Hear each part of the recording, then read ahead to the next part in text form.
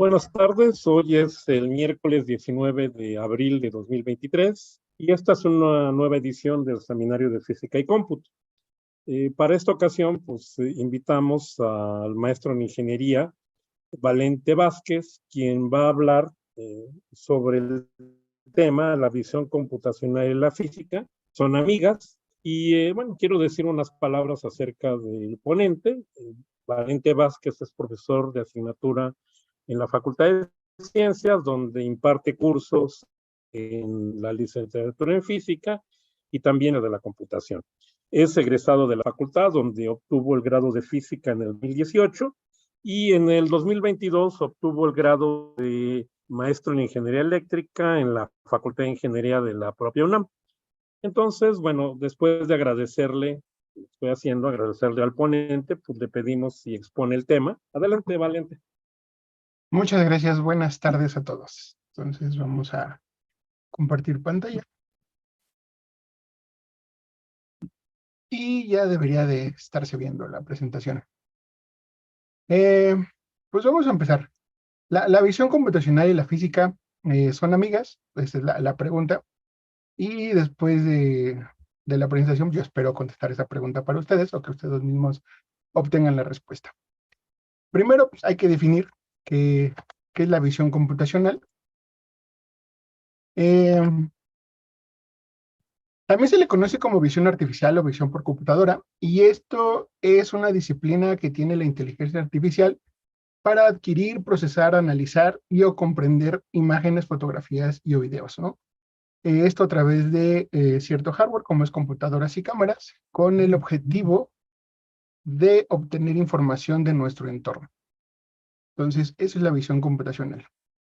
Ahora, ¿hay una motivación biológica detrás de esto? Pues claro que sí. Pues muchas de las cosas que tenemos alrededor tienen una motivación biológica. Nosotros, nuestro ojo, pues vemos ciertas frecuencias, cosas de ese estilo. Entonces, por ejemplo, dentro de la retina tenemos estas células fotosensoras, donde son sensibles a ciertas frecuencias de la luz, ¿no? Sabemos que tenemos bastones y conos, los cuales pues, nos ayudan a ver en el día a día. Por ejemplo, estos conos son sensibles a lo que son las frecuencias que están en el azul, en el verde y en el rojo. Ajá. Pero también los animales ven de alguna otra manera. Por ejemplo, los pájaros tienen otro fotorreceptor, además de sumándole 4, o sea, ellos tienen 4, nosotros tenemos 3, entonces pueden ver unos colores mucho mejor. Los perros, por ejemplo, al contrario, pueden ver mucho menos colores que nosotros. Y en el caso, por ejemplo, de las serpientes, ellos pueden ver hasta como una visión infrarroja, ¿no? Es bastante curioso estos fenómenos. Ahora, ¿cuáles son las tareas más comunes de la visión computacional? Básicamente estas que muestro en esta imagen. Primero, la clasificación. La visión computacional nos ayuda a clasificar, por ejemplo, si en una imagen aparece un gato o un perro, también nos ayuda a localizar en qué parte de la imagen se encuentra ese gato o ese perro. Además, podemos que en una imagen podemos observar si hay algún gato, perro o algún otro animal, otro objeto de interés y hacer una segmentación, es decir, separar ese objeto de interés de todas las demás imágenes. Y la última tarea más común que se utiliza en la visión computacional es el seguimiento. Es decir, yo agarro un objeto el cual me interesa y ese objeto lo voy a seguir durante todo el video para ver, esto me va a ayudar a medir, por ejemplo, cuál es su posición, cuál es su velocidad, su aceleración, etcétera, etcétera. Ahora, ¿qué tenemos que saber para aplicar la visión computacional? ¿Qué conceptos básicos tenemos que saber? Bueno, básicos y algunos no tan básicos. Ajá. Yo separé estos 4 conceptos. Primero sobre la imagen. Ajá. ¿Qué es una imagen? Bueno, es una representación visual de un ente, pero más que una imagen como tal, yo me preguntaría qué es una imagen digital. Y una imagen digital es una representación bidimensional de una imagen y específicamente será una matriz de datos. Entonces, si nosotros sabemos un poquito de matemáticas, y esto lo podemos comprender como una matriz, entonces podemos jugar con esa matriz, hacer muchas operaciones.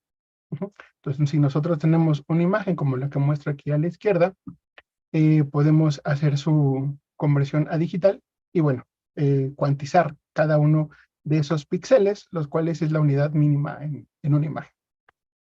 Ahora, lo que hay que saber también de una imagen son formatos y colores. Existen muchos formatos de las imágenes. Esto solo pues aquí 5 por referencia, pero hay N formatos que uno puede encontrarse en la red o trabajar con ese tipo de imágenes, pero uno muy importante es el primero, que es el formato RAW. Este es el formato del el archivo que nos da la cámara, por ejemplo, que nos da crudo. Es decir, toda la información nos las da a nosotros. Ajá. Existe otro formato, por ejemplo, el JPG, que es muy utilizado en las cámaras fotográficas, el cual ya representa una compresión y un proceso aparte en la fotografía. Por ejemplo, la que muestras está en formato RAW, donde se ven todas las luces, todo el ruido, todo así captado, pero una vez que yo la convierto en JPG, entonces este tipo de fotografías ya elimina un poco de ruido, comprime la información, es decir, va a pesar menos, etcétera, etcétera, etcétera. Existe, por ejemplo, también PNG, TIFF y muchos más. Y uno muy particular, ajá, por ejemplo, es el formato DICOM, que es el formato que tienen este tipo de imágenes, ¿no? Que se utilizan mucho en medicina. Entonces, ya hay procesos en los cuales analizan este tipo de imágenes para encontrar, por ejemplo, en este caso particular, si los pulmones están dañados, ¿no? Este formato se puso mucho de moda hace unos años por lo del COVID. Ahora, respecto al formato de color, ¿qué tenemos aquí? Pues básicamente de qué colores van a estar constituidos nuestras imágenes o fotografías. El más común sabemos que es el RGB. Creo que muchos conocemos estas siglas, ajá, de Red, Blue and Green. Y existen otros más, por ejemplo el CMYK, ajá, que este se utiliza sobre todo para impresiones. Ajá. Entonces, existe otro, por ejemplo el YV, que tenemos una proyección en rojo, una proyección al sol, pero además tenemos un componente más sobre la nitidez y el brillo de la imagen. Entonces, con estas tres, pues formamos nosotros la imagen. Y algo muy importante es la escala de grises. Toda fotografía, por ejemplo, al color, lo podemos pasar también a una escala de grises o tomarla directamente en escala de grises. Más adelante les comento porque la escala de grises, al menos en emisión computacional, es muy importante. El otro concepto son los sensores. Es importante saber qué tipo de sensor se va a utilizar para qué objetivo. Ajá. Existen los sensores matriciales, ajá, que es el que toda la cámara común y corriente cuenta. Existen sensores lineales, donde solamente hay una pequeña franja por la cual va a dejar pasar la luz. Existen los sensores de alta velocidad, que se utilizan mucho, por ejemplo, para tomar fotografías y videos de los fluidos, para el estudio de los fluidos. Existen los sensores para tomar fotografías en 3D. Básicamente son aparatos que tienen dos sensores matriciales, ajá, separados a una cierta distancia, y al momento de juntarlas podemos obtener una profundidad. También existen los sensores infrarrojos, y por último visiones con visión de entre 160 grados, que aquí hay un poco de trampa. No es que sea el sensor el que pueda captar los 360 grados, sino depende del dispositivo, pueden ser muchos sensores, como muchas camaritas colocadas alrededor, como en este ejemplo, para hacer esa visión de 360 grados. Bueno, y ahora un poco más técnico, nos vamos al procesamiento de imágenes. Aquí es muy importante todos los conceptos que ahorita les voy a mencionar, que nos pueden ayudar a resolver ciertos problemas. ¿Qué podemos hacer? Pues primero, cambios de espacio de color. Ajá. Si tenemos una imagen en color, tal vez nos interese mejor trabajarlas en blanco y negro que en color. Nos interesa también conocer qué es un histograma. El histograma nos va a dar qué tan balanceada está nuestra información, nuestra fotografía. Si está muy sobreexpuesta o está muy subexpuesta, o si está bastante bien expuesta, ¿no? Básicamente. Sirve para más, pero es lo básico. Tenemos las modificaciones físicas a la imagen, si la podemos invertir, rotar, cortar, etcétera. Están las operaciones sobre la misma imagen o sobre dos imágenes. Yo puedo sumar dos imágenes y me dan un resultado, puedo restar, puedo hacer uniones, etcétera. Puedo hacer transformadas también en las mismas imágenes. Por ejemplo, en esta que les muestro, la imagen A es una fotografía, digamos, que tiene un ruido totalmente horizontal. Si hago una transformada de Fourier, me obtengo el resultado en B, pero si yo proceso esa imagen y le quito todo ese ruido, digamos que son los puntitos que se notan arriba y abajo, y después regreso a la transformada, a la imagen original, podemos quitar ese ruido de nuestra imagen original. Y por último, los filtros. Existen muchos tipos de filtros que podemos utilizar en las imágenes. Ajá, por ejemplo, están como en electrónica, los filtros pasabajas, pasaltas, etcétera. Aquí también aplica. Se pueden hacer exactamente los mismos filtros en las imágenes. Y eso nos da información o nos quita información dependiendo de qué es lo que queremos hacer. Y por último, el cómputo. Ajá, para el cómputo, yo siempre he considerado estas 4 cosas. ¿Qué capacidad de cómputo vamos a tener que utilizar? El tamaño físico de nuestro sistema, de nuestro hardware, el precio, porque sí, hay mucha diferencia entre algo muy potente y no algo que no sea tan potente, y la documentación. De nada sirve que estemos utilizando hardware muy potente, pero si la documentación es muy pobre, no vamos a sacarle tanto jugo. Entonces, por ejemplo, ya hay microcontroladores bastante pequeños con los cuales se puede hacer un poquito de visión computacional, ¿no? Son procesos sencillos, pero ya se empieza a hacer esta parte. Si nos vamos a un poquito más, con requerimientos más avanzados, bueno, por ejemplo, una Raspberry Pi nos puede ayudar a hacer más procesos todavía más complejos. Si esto aún no nos alcanza, entonces ya podemos ocupar cómputo, digamos, computadoras ya formales, o utilizar tarjetas gráficas, etcétera, etcétera, etcétera. Pero si esto aún no es suficiente o se tiene que optimizar los cálculos eh, muy, muy bien, entonces existe este otro tipo de cómputo, que son los sistemas embebidos, dedicados específicamente a la toma de las imágenes. Entonces, toda esta electrónica que muestro en esta imagen de la izquierda es justamente para que se procese la imagen que se captura, se hagan los procesos que se tengan que hacer y bueno, ya se envía el resultado. Entonces, ya que sabemos lo básico que es la visión, ya tenemos un poco de conceptos, ya les puedo yo explicar algunos ejemplos que hemos hecho dentro del taller de control y electrónica. Tengo 3 que les voy a mencionar. El primero es, ¿cómo calculo el radio de una gota? Esto viene a partir de que si un estudiante quiere hacer, por ejemplo, un experimento para calcular la tensión superficial de algún líquido, supongamos agua. Entonces, una de las maneras es tener un tubo capilar en el cual se va a ir dejando el líquido pasar y hacer una burbuja al final, ¿no? Una gota. Entonces, el peso de la gota en algún momento se romperá, pero justo antes de separarse del tubo capilar, pues las fuerzas serán iguales, por decirlo así.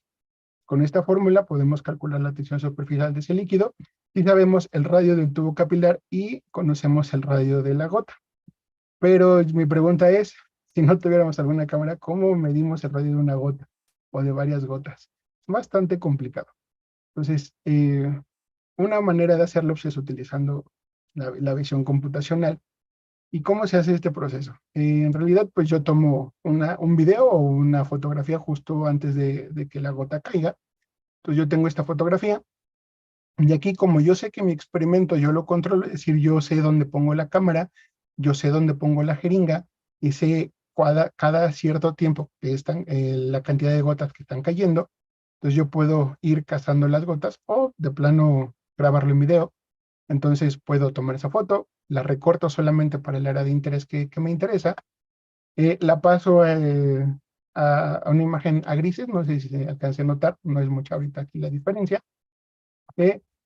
Después le aplico un filtro pasabajas, eso es para quitar un poquito el ruido que tenga la foto. Y por último, hago una segmentación, es decir, separo la burbuja de todo el fondo o lo que hay alrededor, ¿no?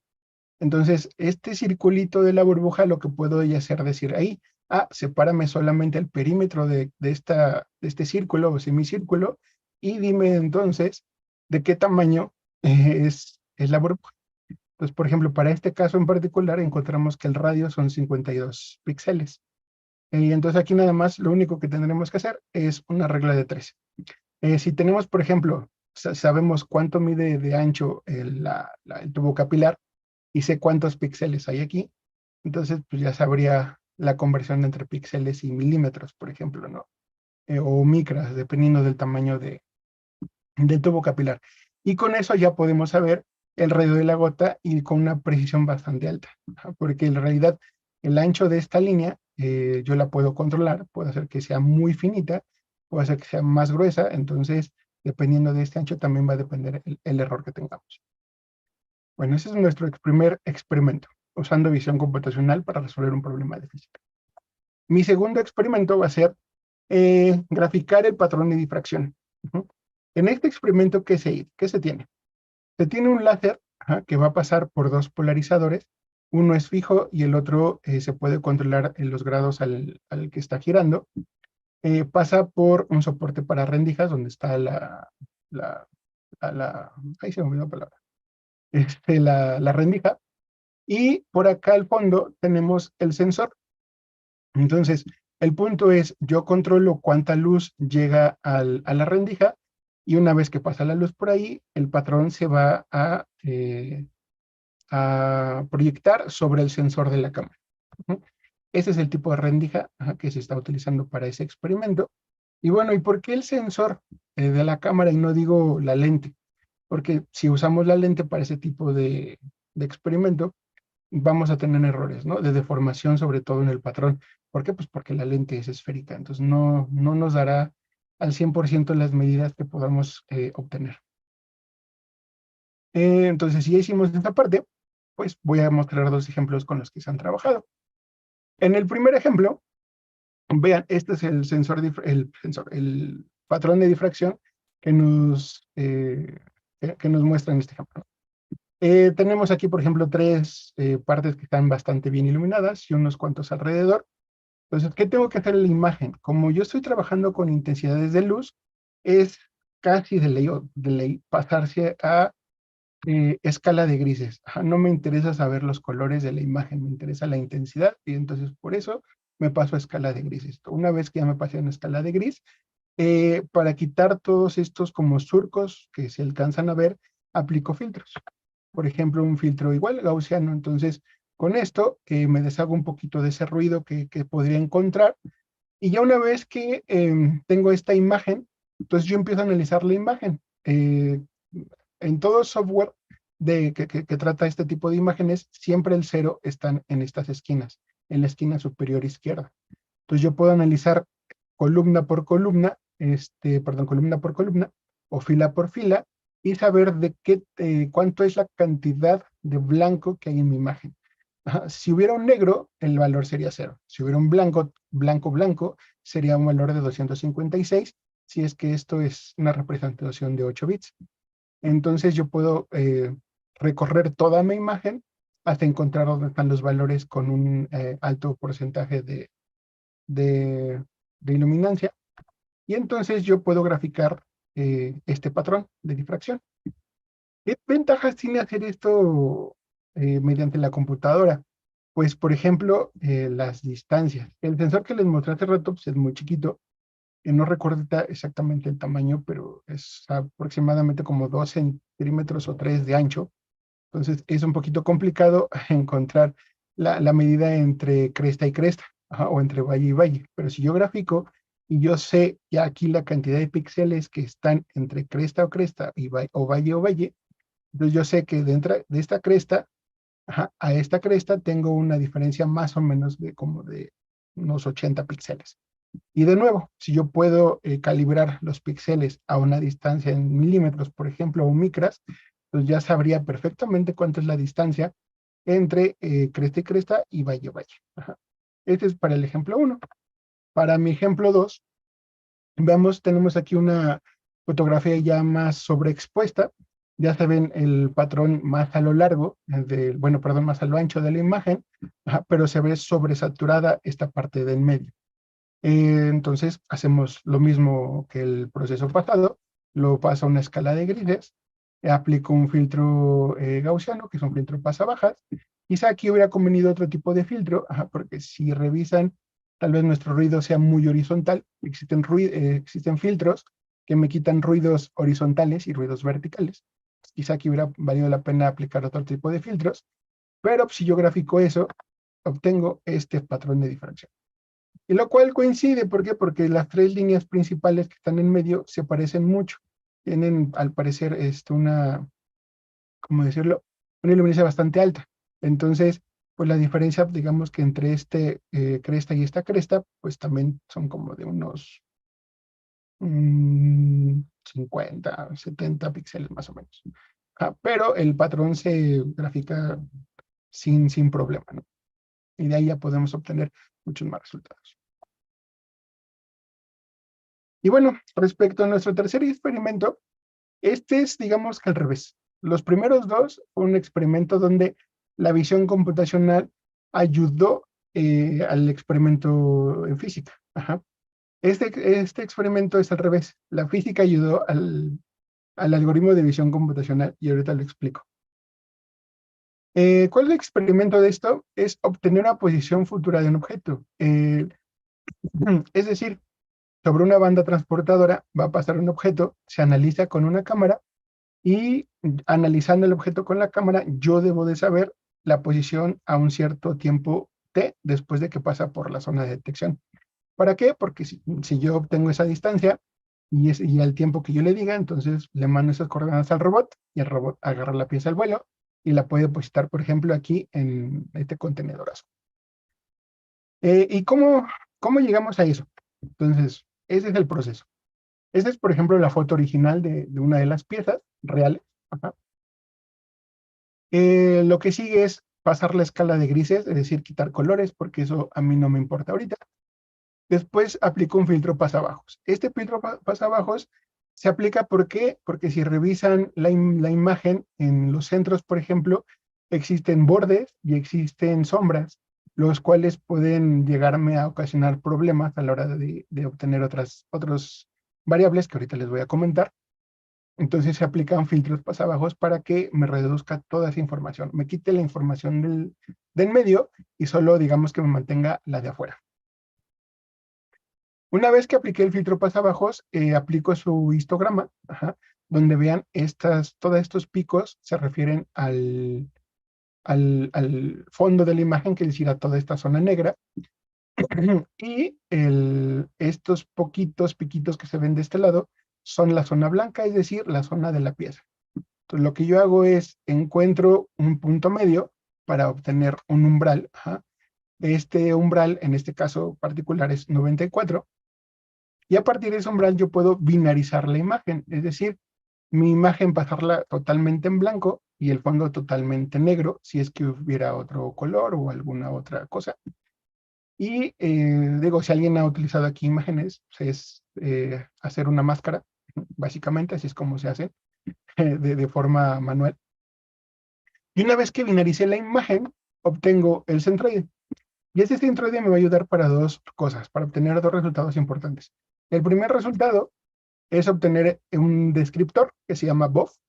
Ese se obtiene obteniendo todas las distancias entre el punto medio, o sea, entre el centroide y los bordes. Ajá. Entonces, todas esas distancias las voy almacenando en un vector. Si yo lo grafico, puede verse algo así. Pero este vector es como la huella digital de la pieza. Y eso me va a ayudar a identificar la pieza. Es decir, pueden pasar muchas piezas sobre la banda transportadora, pero si yo solo quiero esta, simplemente voy a comparar el descriptor BOF.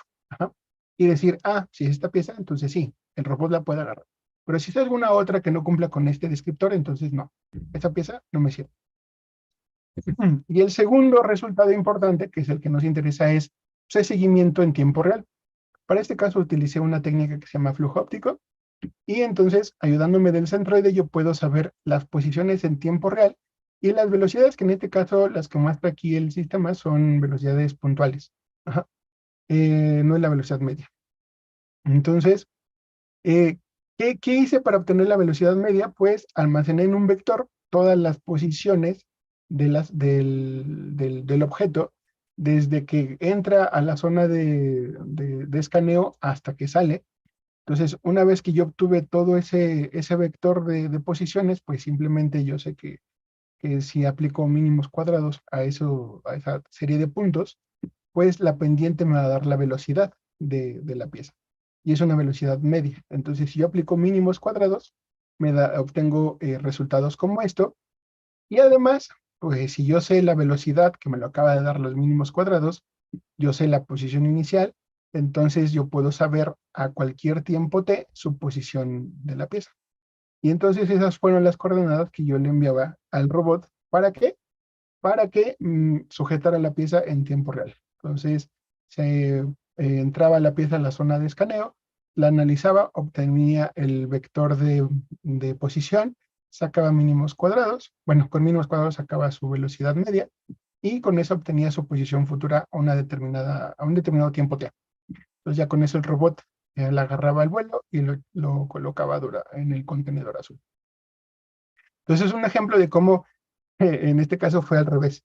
La física ayudó al sistema de visión computacional a funcionar de una manera muchísimo más precisa que solo obtener las velocidades puntuales. Y digamos que, ¿qué concluimos de todo esto que les acabo de mencionar? ¿Son amigas? Sí, pueden ser muy buenas amigas si se lo propusieran. O sea, sí se pueden ayudar entre una y otra para resolver tanto problemas de visión computacional como problemas en física. Son muy buenas amigas, lo pueden llegar a ser. ¿No? ¿Qué usos se tienen de la visión computacional para la física? Pues básicamente tres. Uno es automatizar procesos, se pueden automatizar procesos de manera pues relativamente sencilla. Otro es, por ejemplo, vigilar experimentos. O sea, uno no tendría que estar necesariamente viendo siempre el experimento, más si es delicado, pues simplemente se pone una cámara, se hace algún algoritmo para que, no sé, si se empieza a ver alguna luz por ahí o algún color en específico, algún tamaño, entonces, pues, hacer un sistema que mande una alerta. Y si se maneja esto de manera formal, puede ayudar a disminuir errores en los experimentos, tanto sistemáticos como de operador, como también los errores aleatorios que se cuenten. ¿Por qué? Porque dentro de los sistemas que se van programando, uno puede meter ahí la estadística suficiente para reducir este tipo de errores. Y ya por último, ¿qué podemos medir con la visión computacional? Pues al menos esto. Podemos medir cantidad de objetos que tengamos en la pantalla. Ajá. Eh, ya sea, si queremos contar, por ejemplo, no sé, canicas, pues tomamos foto y se pueden contar cuántas canicas van pasando en ese momento. Se pueden obtener trayectorias de dispositivos, de objetos. Ajá. Se pueden calcular distancias, velocidades y aceleraciones de una manera muy precisa. Ajá. Podemos también encontrar formas, tamaños, colores, etcétera, etcétera. O sea, se pueden hacer muchas cosas para que ciertos experimentos en física sean automatizados, por ejemplo, o simplemente pues, ayuden a resolver el problema. ¿No? Por ejemplo, el experimento pasado de la gota, eh, en ese caso lo hice con una sola foto, pero este problema se puede todavía proyectar a más, es decir, se deja grabando las gotas que sean necesarias que caigan y el sistema lo puede detectar en tiempo real.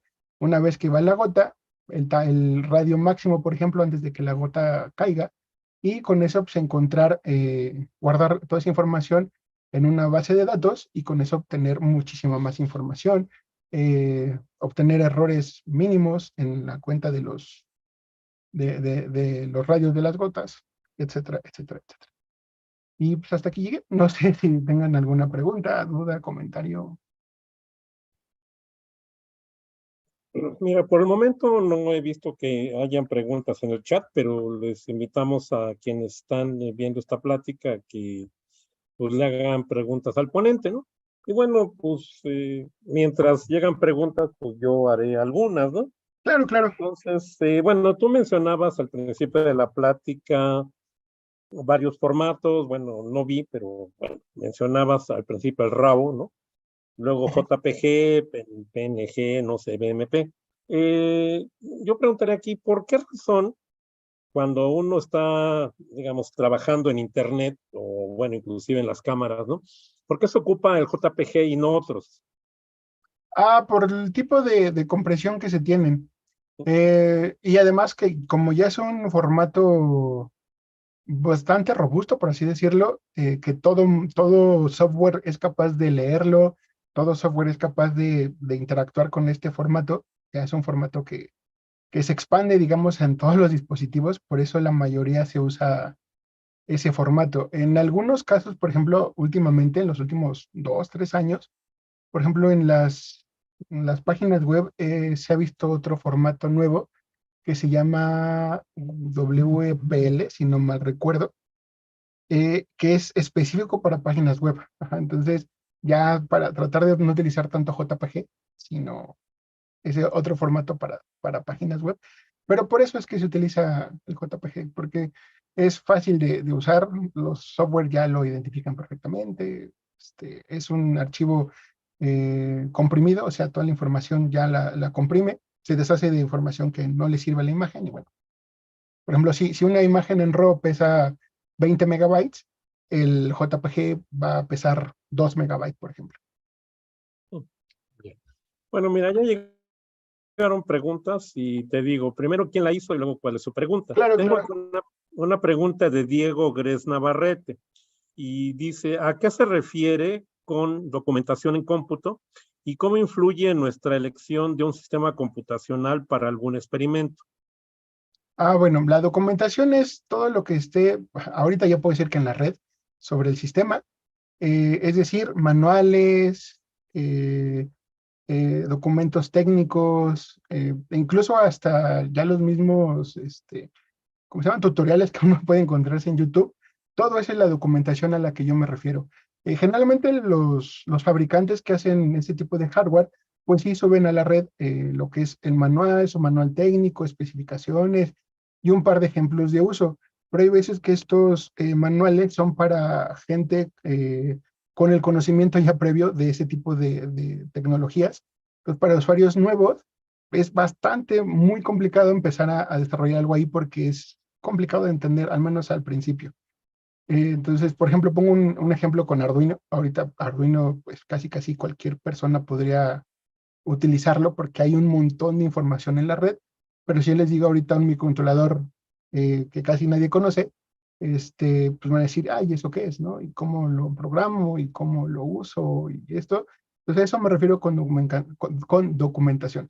Entre más exista documentación, pues es más, no puedo decir sencillo, pero es más fácil que un proyecto salga. Ajá, porque si a veces si tienes algún error, alguna duda, pues puedes irte a los foros, documentación, a preguntar, cosas de estilo, y puede haber más gente que te oriente en cómo resolver tu problema.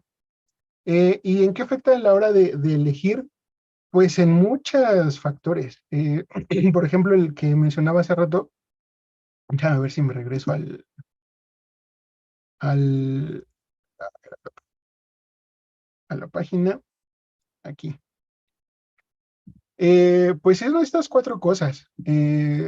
Por ejemplo, dependiendo los formatos con los que vas a trabajar en la imagen, dependiendo qué vas a hacer, dependiendo dónde vas a utilizar ese sistema de visión computacional. Digo, no es lo mismo irse a la sierra a poner trampas, porque no se tiene ni electricidad, ni internet, ni nada. En tu casa tengas un RX 3090 que pueda hacer todo ese proceso, entonces no es lo mismo, hay que saber qué utilizar. Pues el tamaño físico, hay veces que pues, tienes solamente una pequeña caja para introducir todo lo que vas a utilizar y el precio. Ajá. Eso definitivamente creo que es una de las cosas más importantes. Hay veces que el recurso existe para realizar el experimento, pero el dinero no. Y entonces eso te limita y dices, chin, bueno, algo más barato, pero igual tengo que trabajar un poquito más en él, pero bueno, no importa, se va a llegar al mismo resultado. Bien. Bueno, mira, hay o al menos dos preguntas, ¿no? Ujú. La siguiente, bueno, pone como Antomat. Para el caso en que se miden colores, ¿qué tipo de filtro debería aplicarse? Pues depende tus colores. Si solo es, por ejemplo, intensidad de luz, por ley te tiene que pasar a escala de grises. Pero si lo que te interesa es, por ejemplo, no sé, un verde, un rojo, pues si tú trabajas en RGB, está bien. Ajá, si solo segmentas la parte, bueno, quitas los azules, por ejemplo, o los otros colores que no te interesan, y listo. Hay imágenes que luego el sensor se guarda en un cierto formato de color, pero como tú te interesa trabajar en otro, pues tienes que pasar de ese formato al otro formato de color, bueno, espacio de color más bien. Entonces ahí es donde resulta a veces complicado, pero depende qué quieras hacer con los colores. Ahora, por ejemplo, si es una imagen en infrarrojo, pues igual, es otro boleto, ¿no? Bueno, me continúo con la siguiente pregunta. En este caso es de Fernando Ángeles. Ujú. Buenas tardes. ¿Existe algún hardware específico y dedicado para el procesamiento de imágenes? ¿Los NPU incluyen este tipo de hardware? Sobre los NPU no lo sé, pero sí existe software dedicado. Por ejemplo, hay un, hay un tipo perdón, hardware.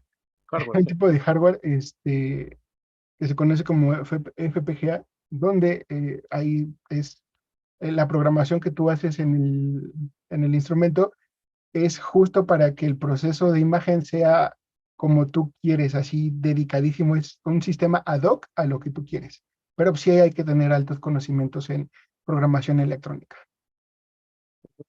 Bueno, mira, está un poco una presión de la pregunta anterior, porque decía, en el caso de que se miden colores, qué tipo de filtro debería aplicarse, pero pone algo más. Dice, por ejemplo, para la comparación de tonos. O sea, primero había que definir qué es un tono para él.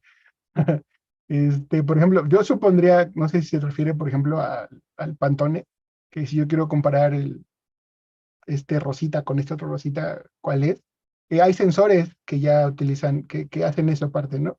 Ya hay sensores, ni siquiera es visión computacional como tal, sino ya hay sensores de color que tú pones el sensor sobre la muestra. De hecho, se ilumina totalmente en blanco, así es un flash enorme, y se obtiene una información. Después se pone la otra muestra y se obtiene otra información, te da un valor numérico y bueno, y se compara qué tan alejado está uno de otro. De hecho, estos tipos de sensores los trabaja Comex, he visto cómo lo hacen. Si tú llevas tu pedazo de pared que se cayó con tu color y tú lo llevas a la Comex y le dices, oye, quiero la pintura de este color. Entonces ellos agarran ese pedazo de pared que se cayó y ponen ese sensor y dices, ah, sí, ya lo tenemos. Y ya te preparan la mezcla y pum, te dan pintura. Bueno, la siguiente pregunta es de José Luis del Río Valdés. Ujú. Para el análisis de las imágenes, ¿usas algún software como OpenCV? Hay muchos, pero personalmente sí. Me gusta OpenCV. Eh, sí, sí, utilizo eso. Por ejemplo, ayer o antier, no me acuerdo, un alumno le platiqué sobre la plática que iba a dar. Me dice, como lo hace Tracker, hablando de software. Y le digo, más o menos. De hecho, yo personalmente tengo un problema con Tracker, porque siempre que usan mis alumnos Tracker, les pregunto, ¿y dónde están tus errores? Y pues ya fue, ¿no? Porque uno, el software jamás te dice cuáles son los errores. Hay maneras de calcular más o menos el error, pero si sabes cosas de este estilo, pero si tú haces este sistema pata, pues tú controlas los errores hasta cierto punto. Entonces, pero sí, utilizo OpenCV.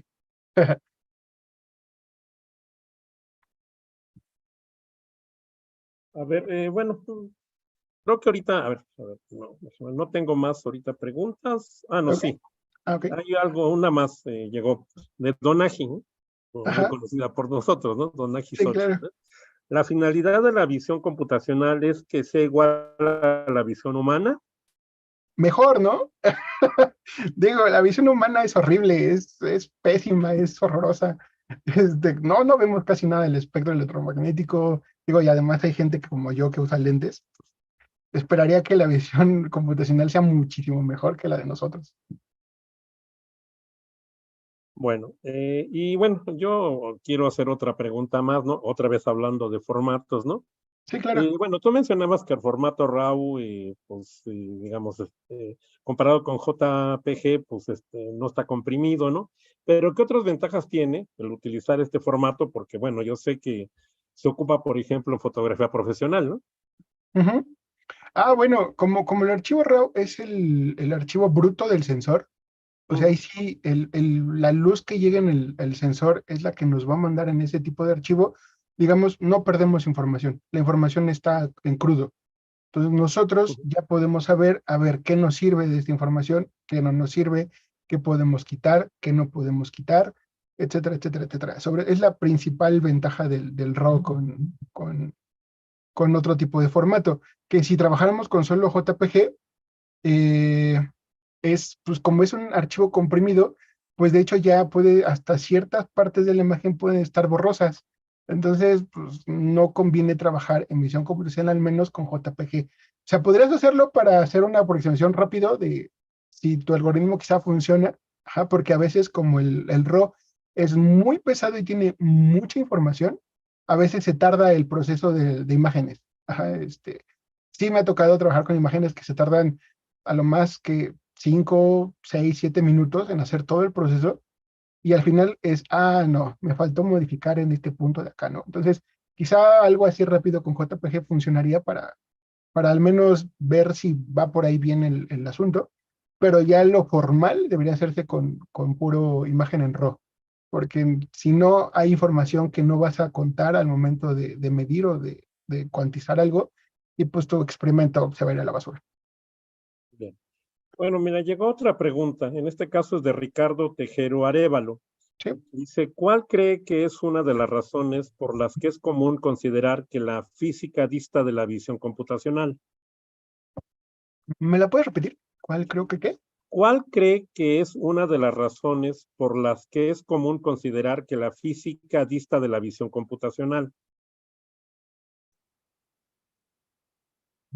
Pues sí, sí, sí.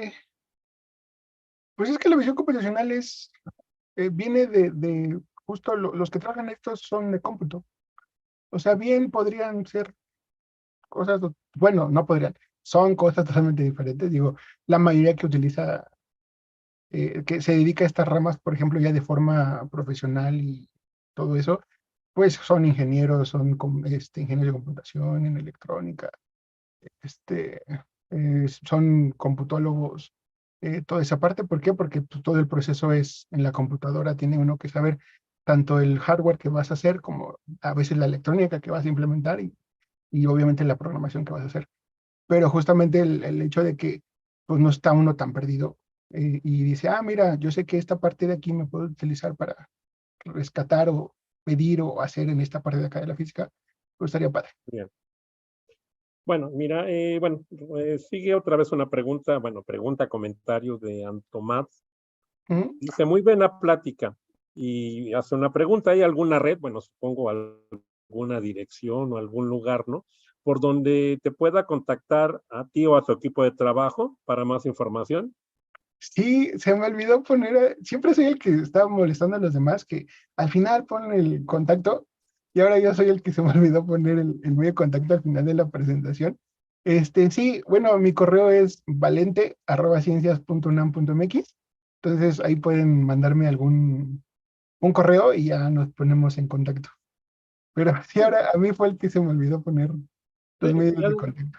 y además, para más información, bueno, si Antomás está en la Facultad de Ciencias, pues le podemos decir que vaya al taller de control y electrónica, donde están ustedes, ¿no? Claro, sí hay el taller de control electrónica que está en el primer piso del edificio Tlahuizcalpan, a un costado del aula Magna 2, ¿no? Al fondo. Entonces ahí andamos. Ya. Sí. Y mira, bueno, para terminar, porque creo que no hay más preguntas, bueno, al menos no han llegado. Ajá. Bueno, te quería comentar, bueno, yo he estado trabajando en problemas de física, de fluidos, ¿no? Ujú. Y yo últimamente he estado ocupando bastante esto de imágenes, ¿no? Para, por ejemplo, estudiar la velocidad dentro de un fluido, ¿no? Claro. O también para hacer estudios de ondas de superficie, ¿no? En el caso de ondas de superficie hay dos métodos, uno es Schlieren sintético y otro se llama perfilometría por transformada de Fourier. Y en este último caso requerimos imágenes en formato RAW Ujú. para poder estudiar bien, para tener con precisión, digamos, la forma de la superficie libre de un líquido, ¿no? Ujú. Bueno, eso es lo que... Entonces, digamos, es una herramienta que es muy útil dentro de la física, ¿no? Y que Claro. al menos Ajá. en la parte que yo estudio, pues lo ocupo cotidianamente, ¿no? Sí, sí, sí. Sí, de hecho sí. O sea, sí, de hecho hay gente que sí que hacer software justo para analizar ciertas partes de ciertos fenómenos naturales con base en visión artificial. Eh, y digo, es muy caro. O sea, ¿por qué? Porque pues, sí, es una herramienta nueva, de vanguardia, y sí, sí, sí se utiliza, o sea, sí, sí, sí tiene sus beneficios. Bueno, bueno, pues ya no tengo más preguntas, al menos no han llegado, ¿no? Y bueno, lo que nos resta pues es agradecerte a ti por esta plática que fue muy interesante. No, no, ¿de qué? Diga, al Y contrario, bueno, gracias a ustedes por la sí, invitación. sí. Y a los demás, a los que están oyendo, pues, o viendo, ¿no? Pues les decimos que todavía tenemos varias pláticas para este semestre que les iremos avisando por los medios que lo hemos hecho, ¿no? O sea, a través de redes sociales, a través de correos electrónicos, ¿no? O a través del, o sea, los que se suscriben a YouTube, pues les llega la notificación cuando hay una nueva plática, ¿no? Bueno, pues muchas gracias y pues nos despedimos, ¿no? Entonces, Claro. hasta la siguiente, que será, pues no me acuerdo si la semana que viene o entre 2 semanas, ¿no?